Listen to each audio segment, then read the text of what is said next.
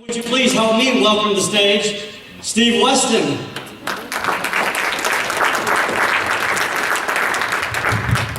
But I want to throw out a couple of points about this term limits thing, and I will tell you, as Shane said, we're talking from the same side. Barbara and I do not believe term limits are the answer.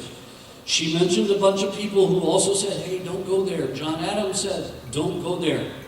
If you read his defense of the constitutions, and he was talking about not just the Constitution, but the constitutions of the various states who had said, no, don't go there, and we had a good product. He said the worst thing we could do is give up our right as sovereigns. That's a word we heard earlier. If you don't know it, we are the sovereigns. We own, I created a thing a number of years ago called the Pyramid of American Power. And it shows where the power lies. The power and the rights that were granted by the two main documents of our country, which were first the Declaration and then the Constitution. And I see those. How many of you are business people? Or were? Okay. How many of you are familiar with vision and mission statements?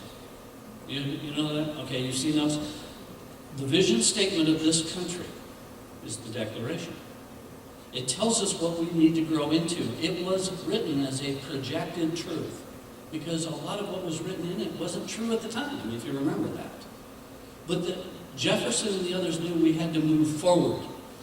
And then they wrote this other thing called the Constitution, which is our mission statement, which tells us in general terms what to do day in and day out to get to that vision. And in those two documents, all the power rests here with us. We grant it north. First, to our local communities. Then we grant it in big picture, as Barbara was talking about, to the states. And then, the smallest piece of the puzzle, the little bitty cube up at the top, is the federal government, according to the documents. Problem is over the years, as Barb pointed out, 1913 started some problems, but I'm going to throw one out that's going to upset a whole bunch of people. How many Arizona natives here? Okay. This is one of the, in fact, the Constitution of this state is unconstitutional. Okay? There are at least 24 other states that have direct democracy built into their constitutions. And we are all guilty of playing. They're called ballot initiatives. We create our own laws. That's called direct democracy. Oops. Okay, we're not supposed to do that. We're supposed to pay other people to do that for us. But the Constitution of this state was one of about 13 at the time it was put into play that allowed for constitutional amendments to be passed by a mere majority, which means 50% of the people who voted plus one.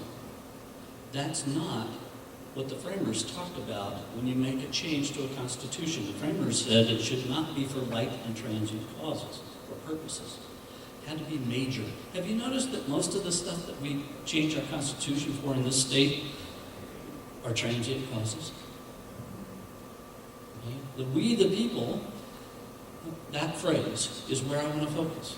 We the people, the sovereigns, have done what I refer to as acquiescing to the easy.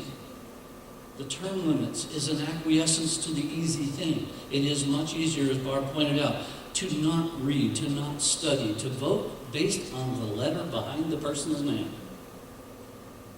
Okay? Vote on them based on the D or the R or whatever. It's easier. I don't have to think. They're just part of that group, and that group's who I align with, so cool. Who did the framers align with?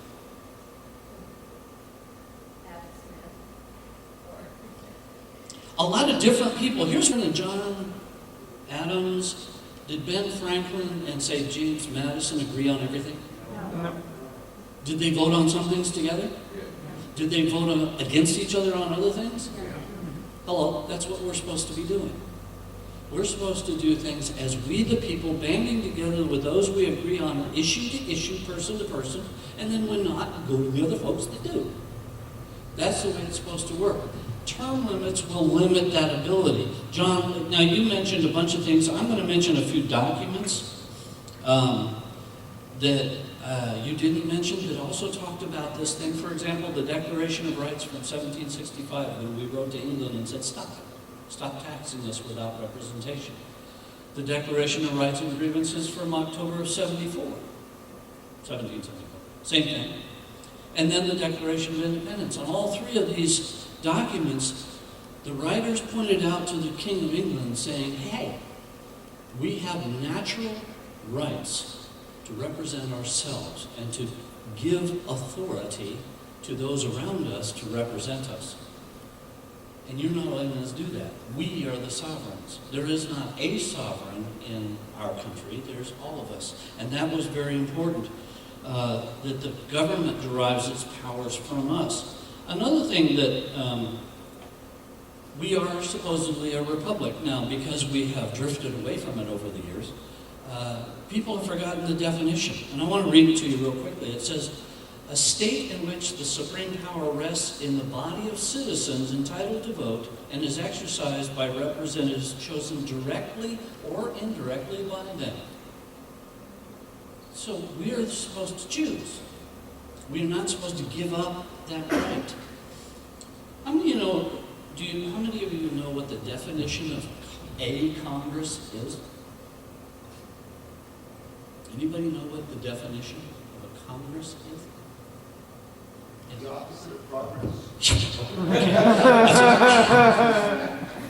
It's a oh, by the way, it is a gaggle of baboons, okay? Whatever you want to call it. But a Congress is a baboons, a tribe of baboons, a herd, whatever you want to call them, is a Congress. But 3 or more useless men. well, we won't go there. Okay. But here's the interesting thing. They are assemblies of representatives of sovereigns. That's what people forget. The actual definition of a Congress is assemblies of representatives of sovereigns. They have to be reminded, as Barbara pointed out, through letter writing, phone calls, knocks on doors, whatever it takes. They represent us. And in all of the documents of the founders, they wrote that it is their job. Sherman, who you mentioned, Roger Sherman, who you mentioned, talked about the fact their primary job is to, when they get there, is to think as we think, to vote as we would vote, to speak as we would speak. Not to get there and do what some others say, I'm going to use my best judgment. What I believe is best. No, their job is to represent us. We have acquiesced to the easy over the years, to where I talk to people all the time about, when was the last time you wrote your congressman? They say, I don't even know who it is. Shane, the year you started with the county attorney's office, I did a study. I stood for 3 months in the summer heat. I was really stupid. On my lunch break, I took off my badge, stuffed it in my pocket, took a paper out, because I was writing a paper for the program that I was in, academic program I was in, and I did a survey. And I stopped as many people as I could and just asked them 2 questions. Who's your congressman? And where do you vote? 92.7% of the people could not answer either question. Scary. Okay? Really scary. In 2007, I was invited to do a thing with the state legislature, and there was a thing during the summer in July of 2007 called the Freedom Forum at the state capitol. Do you remember that? I was there. I was brought in to do a thing on the Constitution, and they had representatives from 13 state legislatures. And at the start of it, I gave a test to all these legislators. 25-question test. Now, 13 state legislatures, I think there were 46 some odd people in the room. Guess how many passed? No one got more than 2 questions right. One of the brave souls stepped up and said to me, okay, what does this mean? What are we supposed to do? I said, do you want to hear the real answer or the easy one? He said, I'll throw the real one at me. I said, all of you need to resign right now. And one guy, his chair went back against the wall real fast, and he headed out the door. But the other guy said, what do you mean? I said, well, you all swore an oath to defend a thing you know nothing about. Now, I am quite aware, as this is what I told them, I said, I'm quite aware, you're not going to resign. But here's what you need to do. Get educated quick. Get a copy of the document, would you please? You know, and I said, oh, by the way, there's a stack of them right over there they're giving away for free. Okay, that kind of thing. To their credit, 3 of them, 2 from Idaho and 1 from Wyoming, none of the ones from our state, by the way, or any of the others, stayed in touch with me for 3 years. Every time they got a constitutional question that came up, they would send me an email and say, what do we do? What does this mean? To their credit, 3 out of 46. This is what we're facing because we've allowed it to happen. We, the people, have stepped away from being we, the people. And we said, we're just out here. We have no power anymore. I hear that all the time. We don't have any power. Of course we don't. We don't have it because we're not using it. There's tons of it in our pockets. The problem is we've decided not to play. We've decided to say, it's easier to fight this battle a different way. And what Shane is going around the country trying to do is say, whoa, back up the bus. We've got to get together and fight this together with one major voice. Now, we don't all have to agree on all the words, okay? But we do have to agree on some of the stuff that's important. And the we the people thing, that starts that thing called the preamble to the Constitution, right? Now, for those of you who don't know, the preamble is not actually part of the Constitution. Okay? It's the reason the Constitution exists. In the French, and I'll probably butcher this because I don't speak French, but it's the raison d'être, reason for being. Okay, basically. And it starts out with the people. No other document in history ever said that. It's very important we remember that. But at the end of it, it said that we, the people, and then there's a whole bunch of stuff in the middle, all the stuff we were trying to accomplish, do ordain. I'm going to stop there. What does it mean to ordain something? Say that out loud, sir. Give it power. We gave power to that document. Oh, by the way, this is another very important thing. Barb talked about states' rights. Okay? We could go on and on about that. And there's part of it I agree with, and part of it I don't. But here's the big part. The states did not create the Constitution. The people did. It was a point that James Madison made very poignantly in the debates. It must not go to the legislatures. It has to go to the people. Because even then, they didn't trust the politicians. Okay? We, the people, ordained that document. We, the people, own that document. We, the people, have to take that document back. We have to get engaged. And then we established the Constitution for the United States of America. Now, in establishing it, we did something that a lot of people forget. We got rid of the Articles of Confederation. Why?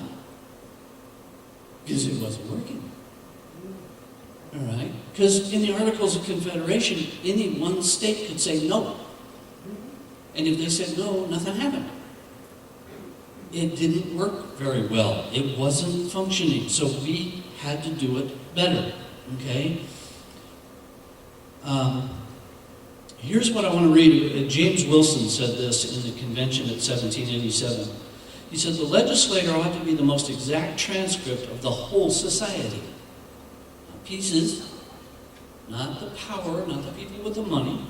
Okay? Representation is made necessary only because it is impossible for the people to act collectively. He also said that the doctrine of representation is this. First, the representative ought to speak the language of his constituents. And secondly, that his language or vote should have the same influence as though the constituents gave it. Going back to what Sherman had talked about. Okay? It's very important. Now, there are a couple arguments for term limits. Okay? Supposedly it puts an end to career politicians. Now, the kind we want to get rid of is a good thing. But let me throw out a couple of career politicians that Barbara didn't mention. Maybe some people that, we can say were a good idea. All right? There were a few. Right? Just to give you an example of the length of service that these people served our country. Thomas Jefferson, 40 years. James Madison, 42 years. James Madison, by the way, started serving his country at the ripe old age of 18 and served it right up until he retired from the presidency, and even then he was engaged. Roger Sherman, 30 years. Henry Clay, 49 years. John Adams, 35 years. Oh, by the way, there was a guy from this state. There's a high school named after him, Carl Hayden. Just 67 years. Okay? Now, did he do everything great? No. Did he do some good stuff? Yeah.